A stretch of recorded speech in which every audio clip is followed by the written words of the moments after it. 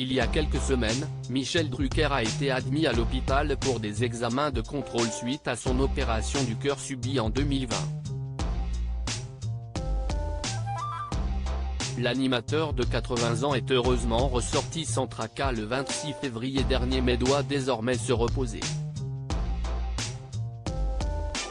Son retour à l'antenne n'est donc prévu qu'à la mi-avril prochaine. Et en attendant, France 3 propose chaque semaine des rediffusions de son émission Vivement Dimanche. Justement, dimanche 5 mars, CIST la rediffusion d'un numéro avec Stéphane Plaza qui était partagé aux téléspectateurs. Et manque de bol pour l'agent immobilier, à ce moment-là, son grand ami Jean-Philippe Janssens était lui aussi invité de Michel Drucker. L'humoriste ne s'était alors pas privé pour raconter de drôles, et embarrassantes, anecdotes sur son acolyte. Il est notamment revenu sur la fois où Stéphane Plaza l'a aidé à trouver un appartement dans Recherche appartement ou maison, M6.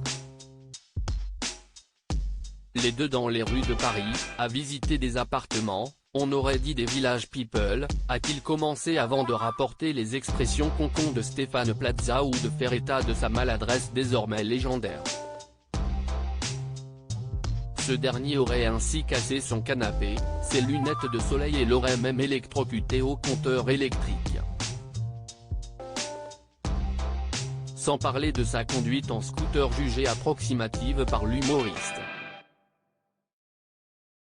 Mais surtout, Jean-Philippe Janssens a souhaité évoquer le moment où Stéphane Plaza et lui ont enfin réussi à lui trouver le bien de ses rêves. Ce qui s'est soldé par une grosse fête de fin de tournage, où l'alcool coulait à flot. Tout le monde est pompette, tu bois des mojitos, des mojitos, des mojitos. Tout le monde est pompette.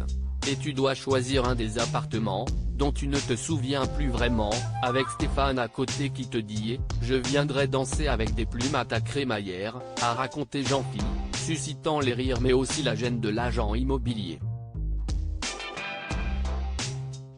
Finalement, j'ai signé, je ne sais plus pourquoi, mais je n'ai pas eu l'appartement parce que je n'avais pas assez de sous. La banque n'arrêtait pas de m'appeler pour me dire « Monsieur Janssens, votre compte est débiteur », j'ai dit « Bah écoutez, je vais faire le nécessaire et essayer de le rebiter ».